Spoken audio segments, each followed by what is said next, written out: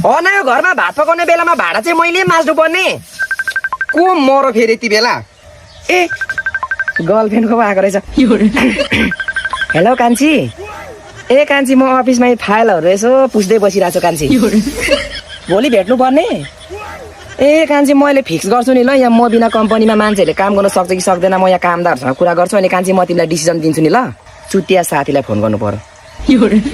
Hello handsome साथी, सुन न भोलि मेरो माइजू बिरामी हुँदो रहेछ तल, नगइ नहुनेछ।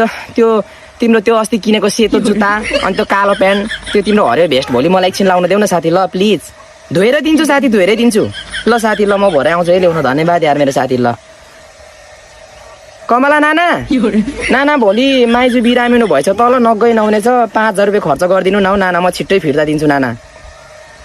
होइन नाना अस्तिको सँगै म फिर्ता दिन्छु त नाना, यो बाजी सबै तिर्छु तपाईँको। हस् हुन्छ नाना हुन्छ। हेलो कान्छी।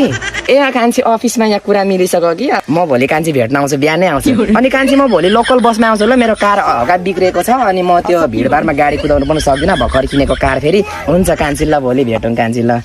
यति नगरी आजकल गर्लफ्रेन्डलाई टिकाउने गाह्रो।